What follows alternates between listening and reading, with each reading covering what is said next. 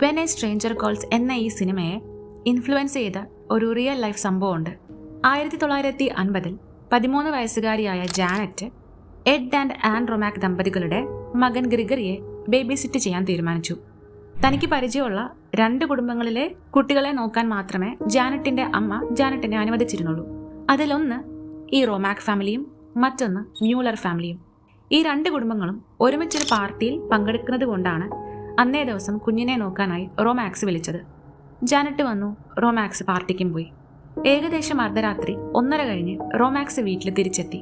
വീട്ടിലെത്തിയപ്പോഴേ മുൻവശത്തെ വാതിൽ പൂട്ടിയിട്ടില്ല എന്ന് ഇവർ കണ്ടു. വീടിനകത്ത് കയറിയതും ലിവിംഗ് റൂമിൽ ടെലിഫോൺ ഇരിക്കുന്നതിന് അടുത്തായി രക്തത്തിൽ കുളിച്ചു കിടക്കുന്ന ജാനറ്റിനെ റൊമാക്സ് കണ്ടു.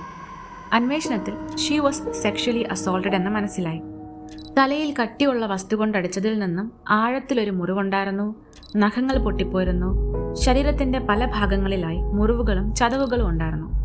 എസ്പെഷ്യലി മെക്കാനിക്കൽ പെൻസിൽ കൊണ്ടുണ്ടായ മുറിവുകൾ.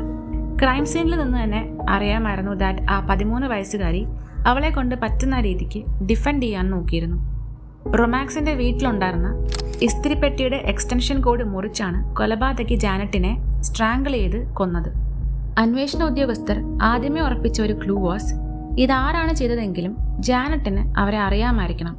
അതുകൊണ്ടാവണമല്ലോ കഥക് തുറന്നു കൊടുത്തത്. സോ തെളിവുകളുടെ അടിസ്ഥാനത്തിൽ primary suspect was Janet babysit ചെയ്തിരുന്ന 2ാമത്തെ വീട്ടിലെ 27-കാരനായ Robert Mueller. Robert was a tailor and he always carried a mechanical pencil. റോബർട്ടും റൊമാക്സും ഹൈസ്കൂൾ മുതൽ കൂട്ടുകാരായിരുന്നതുകൊണ്ട് സ്ഥിരമായി വീട്ടിൽ വരുമായിരുന്നു. സോ വീടും വീട്ടിലെ വസ്തുക്കൾ എവിടെയാണ് ഇരിക്കുന്നത് എന്നൊക്കെ കൃത്യമായി റോബർട്ടിനറിയാം. അന്നേ ദിവസം രാവിലെ റോബർട്ട് ജാനറ്റിനെ വീട്ടിലേക്ക് ബേബി സിറ്റ് ചെയ്യാൻ വിളിച്ചിരുന്നു.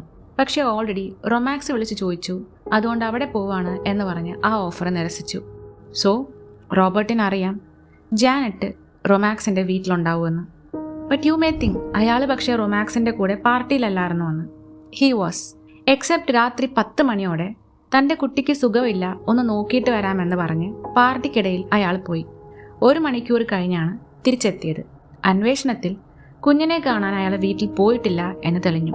ഈ തെളിവുകളുടെ അടിസ്ഥാനത്തിൽ അറസ്റ്റ് ചെയ്ത് കോടതിയിലെത്തിച്ചു. പക്ഷേ കോടതിയിലെത്തിയപ്പോൾ അൺഫോർച്ചുനേറ്റ്ലി ആ കാലത്ത് ഫോറൻസിക് എവിഡൻസുകൾ ഡെവലപ്പൊന്നും ആകാത്തതുകൊണ്ട് പോലീസിന്റെ കണ്ടെത്തലുകളെല്ലാം സാഹചര്യ തെളിവുകളായി എടുത്ത് റോബർട്ട് മ്യൂളറിനെ വെറുതെ വിട്ടു. ആൻഡ് ജാനറ്റിന്റെ കൊലപാതകം remains officially unsolved.